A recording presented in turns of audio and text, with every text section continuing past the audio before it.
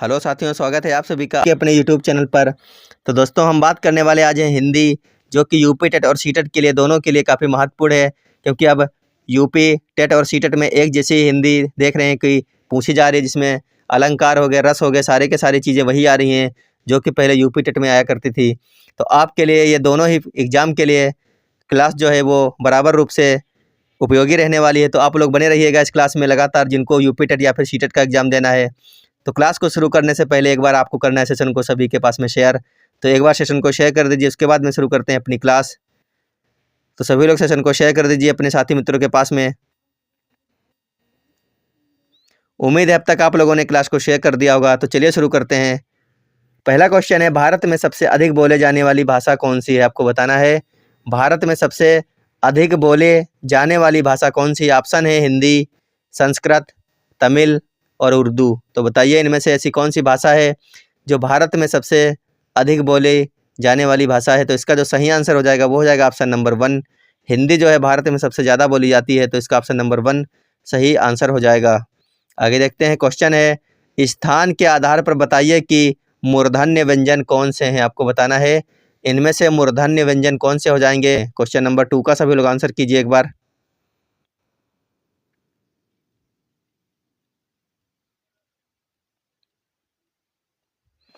तो इस क्वेश्चन का जो सही आंसर हो जाएगा वो हो जाएगा ऑप्शन नंबर सी। उद्धरण का सही संधि विच्छेद क्या होगा? उद्धरण का सही संधि विच्छेद क्या हो जाएगा, आपको बताना है। तो सभी लोग इसका आंसर कीजिए। उद्धरण का सही संधि विच्छेद इनमें से कौन सा हो जाएगा? ऑप्शन देखिए और आंसर कीजिए।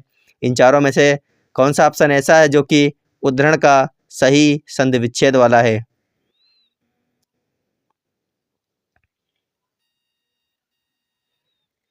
तो इस क्वेश्चन का जो सही आंसर हो जाएगा उद्धरण का सही संधि विच्छेद, वो हो जाएगा ऑप्शन नंबर सी। उत प्लस हरण जो है यही होता है ऑप्शन नंबर सी। सही इसका संधि विच्छेद है उत प्लस हरण, यानी कि उद्धरण। इसका सही संधि विच्छेद हो जाएगा उत प्लस हरण। आगे देखते हैं। क्वेश्चन है, निम्न में से अल्प प्राण वर्ण कौन से हैं? आपको बताना है अल्प प्राण वर्ण कौन से हैं। तो बताइए इनमें से कौन से वर्ण ऐसे हैं जो अल्प प्राण वाले हैं। पहला ऑप्शन है आ और आ, दूसरा है का और गा, तीसरा है था और ध, और चौथा ऑप्शन है फा और भ। तो बताइए इनमें से अल्प प्राण वाले वर्ण कौन से हो जाएंगे। इसका आंसर कीजिए सभी लोग क्वेश्चन नंबर 4 का। इस प्रकार के क्वेश्चन आपके एग्जाम में जरूर पूछे जाते हैं। 2 से 3 क्वेश्चन आते हैं। तो इसका जो सही आंसर हो जाएगा वो हो जाएगा ऑप्शन नंबर बी। का और गा जो हैं ये अल्प प्राण वर्ण होते हैं, यानी हैं इसमें का और गा। ऑप्शन नंबर 20 का सही आंसर हो जाएगा। आगे देखते हैं। क्वेश्चन है, हिंदी भाषा का जन्म हुआ है। तो आपको बताना है हिंदी भाषा का जन्म किससे हुआ है। पहला ऑप्शन है अपभ्रंश से, दूसरा है लौकिक संस्कृत से, तीसरा है पाली प्राकृत से, और चौथा ऑप्शन है वैदिक संस्कृत से। तो आपको बताना है हिंदी भाषा का जन्म किससे हुआ है। क्वेश्चन नंबर 5 का सभी लोग आंसर कीजिए। हिंदी भाषा का जन्म किससे हुआ है? तो इसका जो सही आंसर हो जाएगा वो हो जाएगा ऑप्शन नंबर 1। हिंदी भाषा का जन्म हुआ है अपभ्रंश से। किससे? अपभ्रंश से। आगे देखते हैं। क्वेश्चन है, निम्न में से कौन सा पद अव्ययी भाव समास है? इनमें से कौन सा पद ऐसा है जो अव्ययी भाव समास हो जाएगा? इसका आंसर कीजिए। पहला है ग्रहागत, दूसरा है आचार कुशल, तीसरा है प्रतिदिन और चौथा है कुमारी। तो इनमें से कौन सा ऑप्शन ऐसा है जो अव्ययी भाव समास है? क्वेश्चन नंबर 6 का आंसर करेंगे सभी लोग।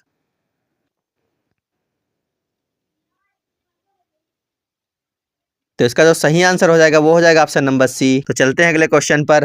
अगला क्वेश्चन है, संस्कृत में ऐसे शब्द जिन्हें हम ज्यों का त्यों प्रयोग में लाते हैं कहलाते हैं, क्या कहलाते हैं? तत्सम, तद्भव, देशज या फिर विदेशज। आपको बताना है कि संस्कृत के ऐसे शब्द जिसे हम ज्यों का त्यों प्रयोग में लाते हैं वे क्या कहलाते हैं। तो इसका जो सही आंसर हो जाएगा वो हो जाएगा ऑप्शन नंबर ए। संस्कृत के वे शब्द जो हम जैसे के तैसे बोल देते हैं तो उनको हम कहते हैं तत्सम। क्या कहते हैं? तत्सम शब्द। आगे देखते हैं। क्वेश्चन नंबर 8 है, निम्न में रूढ़ शब्द कौन सा है? आपको बताना है इनमें से रूढ़ शब्द कौन सा है। ऑप्शन है वचनालय, समतल, विद्यालय या फिर अवध। तो इनमें से रूढ़ शब्द कौन सा हो जाएगा? सभी लोग इसका आंसर कीजिए। रूढ़ शब्द कौन सा है इनमें से? तो क्वेश्चन नंबर 8 का हो जाएगा ऑप्शन नंबर डी। अवध जो है ये रूढ़ शब्द है। ऑप्शन नंबर डी इसका सही आंसर हो जाएगा अवध। आगे देखते हैं। क्वेश्चन है, परीक्षा शब्द निम्न वर्गों में से किस वर्ग में आता है? परीक्षा शब्द किस वर्ग में आएगा आपको बताना निम्न में से। ऑप्शन है तत्सम, दूसरा है तद्भव, तीसरा है देशज और चौथा है विदेशज। तो बताइए परीक्षा शब्द निम्न वर्गों में से किस वर्ग में आता है। क्वेश्चन नंबर 9 का सभी लोग आंसर कीजिए। तो परीक्षा शब्द आता है तत्सम के अंतर्गत, यानी इसका ऑप्शन नंबर ए हो जाएगा सही। परीक्षा शब्द जिस वर्ग के अंतर्गत आएगा वो वर्ग है तत्सम। कौन सा है? तत्सम। आगे देखते हैं। क्वेश्चन नंबर 10 है, कौन सा शब्द देशज नहीं है आपको बताना है। इनमें से कौन सा शब्द देशज नहीं है। एक हो गया ढिबरी, एक हो गया पगड़ी, एक हो गया ढोर और एक हो गया पुष्कर। तो इनमें से देशज कौन सा शब्द नहीं है। हमें बहुत ही अच्छी तरीके से पता है कि ढिबरी, पगड़ी और ढोर ये सब कैसे हैं, देशज हैं। और हमसे पूछ रहा है कि देशज कौन सा नहीं होगा, तो ये पुष्कर जो दिया गया यही देशज नहीं है। बाकी ढिबरी, पगड़ी, ढोर ये सब कैसे शब्द हैं, हमारे बनाए हुए शब्द हैं, देशज शब्द हैं। आगे देखते हैं क्वेश्चन कौन सा, इसका जो सही आंसर है वो जाएगा ऑप्शन नंबर डी, पुष्कर। आगे देखते हैं। क्वेश्चन है, दो पर्वतों के बीच की भूमि क्या कहलाती है। दो पर्वतों के बीच की भूमि क्या कहलाती है। ऑप्शन दिया गया है, पहला उपत्यका, दूसरा है घाटी, तीसरा है द्रोण और चौथा है बेसिन। तो बताइए दो पर्वतों के बीच की भूमि क्या कही जाती है। इसका सही आंसर कीजिए आप लोग, क्या हो जाएगा। दो पर्वतों के बीच की जो भूमि होती है इसको कहते हैं उपत्यका, यानी इसका ऑप्शन नंबर 1 बिल्कुल सही है, हो जाएगा। क्या हो जाएगा? उपत्यका। आगे देखते हैं। क्वेश्चन है, वह मुझसे अलग रहता है। रेखांकित शब्द के आधार पर बताइए कि यहाँ कौन सा कारक है। वह मुझसे अलग रहता है, इसमें कौन सा कारक हो जाएगा आपको बताना है। ऑप्शन है संप्रदान कारक, दूसरा है अपादान कारक, तीसरा है करण कारक और चौथा ऑप्शन है अधिकरण कारक। तो बताइए इसमें कौन सा कारक हो जाएगा। वह मुझसे अलग रहता है, तो आपको पता है कि अलगाव में कौन सा कारक हो जाता है। अगर पता है तो आप लोग इसका आंसर कर लेंगे। तो सभी लोग आंसर कीजिए, वह मुझसे अलग रहता है। तो इसका जो सही आंसर हो जाएगा वो हो जाएगा ऑप्शन नंबर बी, इसमें हो जाएगा अपादान कारक। क्या हो जाएगा? अपादान कारक। ऑप्शन नंबर 20 का बिल्कुल सही आंसर है। अगला क्वेश्चन है, किंचित तत्सम शब्द का तद्भव क्या होगा आपको बताना है। किंचित तत्सम शब्द है, किंचित कैसा शब्द है, तत्सम शब्द है, इसका तद्भव क्या हो जाएगा। ऑप्शन है परंतु, लेकिन, कुछ और थोड़ा। तो बताइए किंचित का तद्भव क्या हो जाएगा। क्वेश्चन नंबर 13 का ऑप्शन नंबर सी जो लोग कर रहे हैं बिल्कुल सही होगा। किंचित का जो तद्भव होगा वो हो जाएगा कुछ। क्या हो जाएगा? कुछ। ऑप्शन नंबर सी इसका सही आंसर है। आप लोगों को बताना है इनमें से अनुग्रह शब्द का विलोम क्या होगा। ऑप्शन है आग्रह, दूसरा है संग्रह, तीसरा है ग्रहण और चौथा है विग्रह। तो बताइए इनमें से अनुग्रह शब्द का विलोम क्या हो जाएगा। क्वेश्चन नंबर 14 का सभी लोग आंसर कीजिए। इनमें से अनुग्रह शब्द का विलोम क्या होगा। क्या वो आग्रह हो जाएगा या फिर संग्रह हो जाएगा, ग्रहण हो जाएगा या फिर विग्रह हो जाएगा। तो इस क्वेश्चन का जो लोग ऑप्शन नंबर डी कर रहे हैं वो उनका सबका सही आंसर है। अनुग्रह का जो विलोम होता है वो होता है विग्रह, तो ऑप्शन नंबर डी इसका सही आंसर हो जाएगा विग्रह। आगे देखते हैं। क्वेश्चन है, निम्नलिखित में से कौन सी पुस्तक प्रेमचंद द्वारा लिखित नहीं है आपको बताना है। इनमें से ऐसी कौन सी पुस्तक है जो प्रेमचंद के द्वारा नहीं लिखी गई है। पहला है कायाकल्प, दूसरा है रंगभूमि, तीसरा है कर्मभूमि और चौथा है ध्रुव स्वामिनी। तो इन चारों में से ऐसी कौन सी पुस्तक है जो मुंशी प्रेमचंद के द्वारा नहीं लिखी गई है। तो कायाकल्प तो इनकी पुस्तक है, रंगभूमि भी इन्हीं की पुस्तक है और कर्मभूमि भी इन्हीं की पुस्तक है। जबकि अगर बात की जाए ध्रुव स्वामिनी की तो यह पुस्तक है जयशंकर प्रसाद की। तो ऑप्शन नंबर डी इसका सही आंसर हो जाएगा। ध्रुव स्वामिनी इनकी पुस्तक नहीं है, किसकी है ये? यह है जयशंकर प्रसाद की। आगे देखते हैं। क्वेश्चन नंबर 16 है, वह स्त्री जिसे पति ने त्याग दिया है इसको क्या कहेंगे। वह स्त्री जिसको पति ने त्याग दिया है। पहला ऑप्शन है कुल्टा, दूसरा है परकिया, तीसरा है परित्यका और चौथा ऑप्शन है बांझ। तो इन चारों में से कौन सा ऑप्शन हो जाएगा सही। वह स्त्री जिसे पति ने त्याग दिया है उसको क्या कहते हैं। तो सभी लोग आंसर कीजिए क्वेश्चन नंबर 16 का। इसका जो सही आंसर हो जाएगा वो हो जाएगा ऑप्शन नंबर सी, वह स्त्री जिसे पति ने त्याग दिया उसको कहते हैं परित्यका। नंबर सी इसका सही आंसर हो जाएगा। चलते हैं अगले क्वेश्चन पर। क्वेश्चन है, तुलसीदास ने कहा है कि विनाश काल में मनुष्य की बुद्धि भ्रष्ट हो जाती है। तो ये कैसा वाक्य है। साधारण वाक्य है, सरल वाक्य है, संयुक्त वाक्य है या फिर मिश्र वाक्य है आपको बताना है। तुलसीदास ने कहा है कि विनाश काल में मनुष्य की बुद्धि भ्रष्ट हो जाती है, यह किस प्रकार का वाक्य हो जाएगा। तो इसका आंसर कीजिए सभी लोग, क्या हो जाएगा सभी लोग बताइए इसका सही आंसर। क्वेश्चन नंबर 17 का यह वाक्य किस प्रकार का है? तुलसीदास ने कहा है कि, आपको बता दें कि जहाँ पर की के द्वारा एक वाक्य से दूसरे वाक्य को जोड़ा जाता है वहाँ पर हमेशा मिश्र वाक्य का ही प्रयोग होता है। तो इसका ऑप्शन नंबर डी हो जाएगा सही। क्या हो जाएगा? मिश्र वाक्य हो जाएगा। क्यों हो जाएगा? क्योंकि तुलसीदास ने कहा है, उसके बाद में विनाश काल में मनुष्य की बुद्धि भ्रष्ट हो जाती है। इन दोनों वाक्य को जोड़ने के लिए इसमें की का प्रयोग किया जा रहा है। तो जहाँ पर की का प्रयोग किया जाए एक वाक्य से दूसरे वाक्य को जोड़ने के लिए, वहाँ पर सदैव मिश्र वाक्य होता है। और अगर यहाँ पर और का प्रयोग होता, तुलसीदास ने कहा है और, तो वहाँ पर सदैव संयुक्त वाक्य हो जाता है। तो आप ये चीज़ याद रखिएगा इन दोनों चीज़ों को। और का प्रयोग संयुक्त वाक्य के लिए, जबकि की का प्रयोग मिश्र वाक्य के लिए किया जाता है। आगे देखते हैं। क्वेश्चन नंबर 18 है, उससे अब अकेले नहीं रहा जाता है। तो आपको बताना है उससे अब अकेले नहीं रहा जाता है कैसा है? ये कृतवाच्य है, कर्मवाच्य है, भाववाच्य है, या फिर इनमें से कोई भी नहीं है। आपको बताना है इसका सही आंसर क्या होगा। उससे अब अकेले नहीं रहा जाता, इसमें क्या हो जाएगा? कर्मवाच्य है, कृतवाच्य है, या फिर भाववाच्य है। तो इसका जो सही आंसर हो जाएगा वो हो जाएगा ऑप्शन नंबर सी, उससे अब अकेले नहीं रहा जाता। तो यहाँ पर हो जाएगा भाववाच्य। क्या हो जाएगा? भाववाच्य।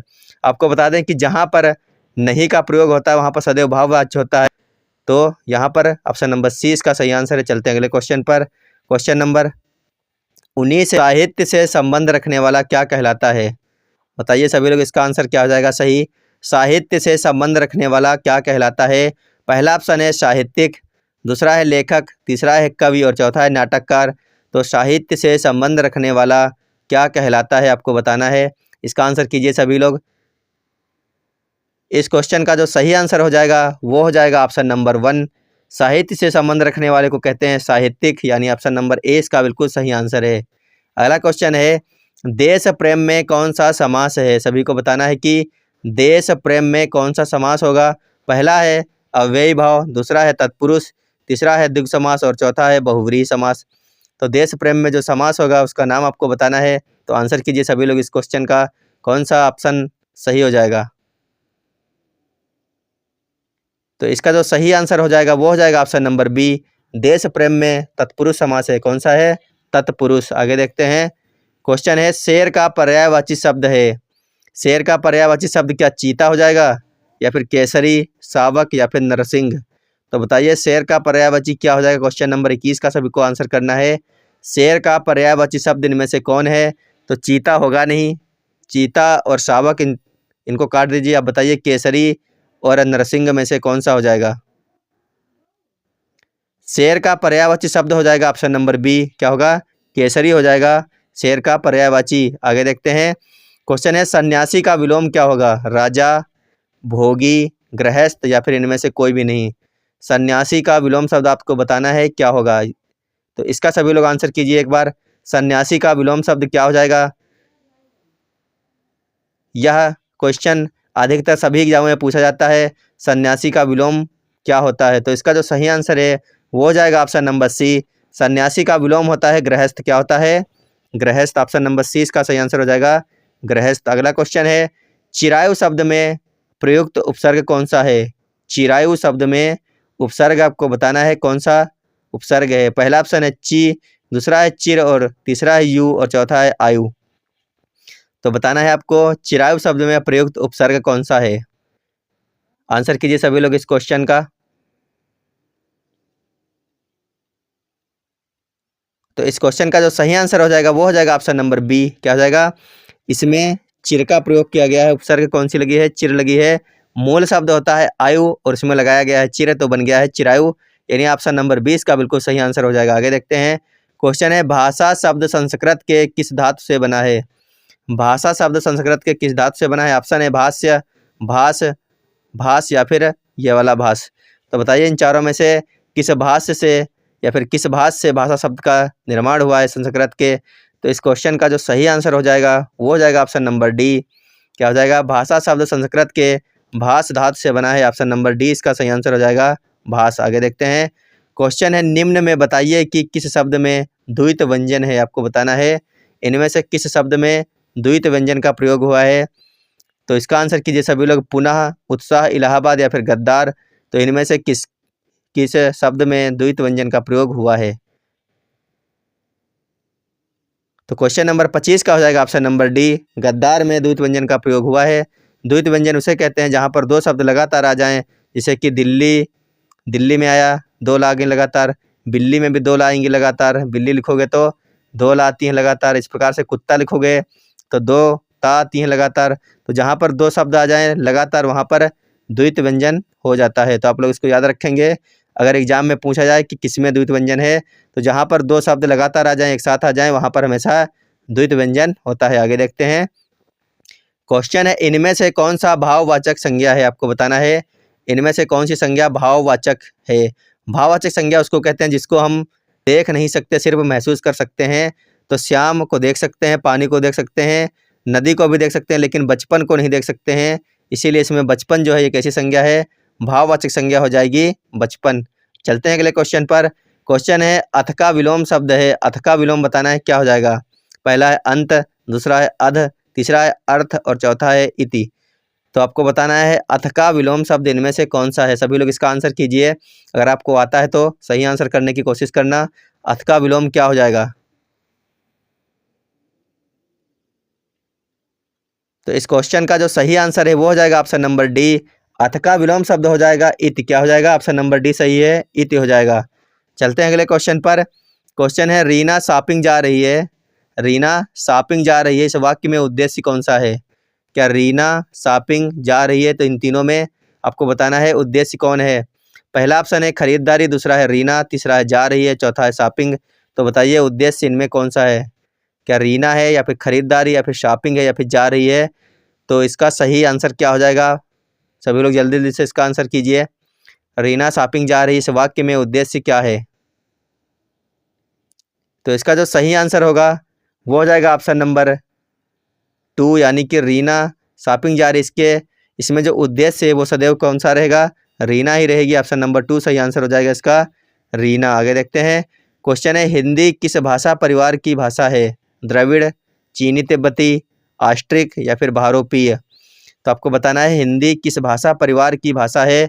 बहुत ही अच्छा क्वेश्चन है और अधिकतर हर एग्जाम में इस प्रकार के क्वेश्चन हिंदी साहित्य के आपको देखने को मिल जाते हैं। तो इस क्वेश्चन का जो सही आंसर होगा वो होगा ऑप्शन नंबर 4, हिंदी भारोपीय भाषा परिवार की भाषा है। ऑप्शन नंबर 4 इसका बिल्कुल सही आंसर हो जाएगा। आज का अंतिम क्वेश्चन है, इसका सभी लोग आंसर कीजिए। क्वेश्चन है, आनंद कादम्बिनी के संपादक कौन थे? आनंद कादम्बिनी के संपादक कौन थे? ऑप्शन है बाबू महादेव सेठ, दूसरा है चंद्रधर शर्मा गुलेरी, तीसरा है बद्री नारायण चौधरी प्रेमघन और चौथा ऑप्शन है अंबिका प्रसाद व्यास। तो बताइए आनंद कादम्बिनी के संपादक कौन थे? अंतिम क्वेश्चन है, सभी लोग इसका आंसर सही करने की कोशिश कीजिएगा कि आपका आंसर सही निकल जाए क्वेश्चन नंबर 30 का। तो इसका जो सही आंसर है वो हो जाएगा ऑप्शन नंबर 3, आनंद कादम्बिनी के संपादक थे बद्री नारायण चौधरी, यानी कि प्रेमघन। ऑप्शन नंबर 3 बिल्कुल सही आंसर है इसका। तो साथियों, वीडियो को देखने के लिए धन्यवाद। अगर आपको क्लास अच्छी लगी हो तो वीडियो को लाइक कर लीजिए और सभी साथियों के पास में इसको शेयर कर दीजिएगा। तो जितने भी लोग आज चैनल पर पहली बार आए हैं, पहली बार वीडियो को देख रहे हैं, तो उनसे ये चीज़ बताना चाहेंगे कि आपकी टीचर्स की तैयारी के लिए बहुत ही ज़बरदस्त हमारा चैनल है। तो आप लोग इसको ज़रूर सब्सक्राइब कर लीजिए। अभी के लिए धन्यवाद, बाय बाय।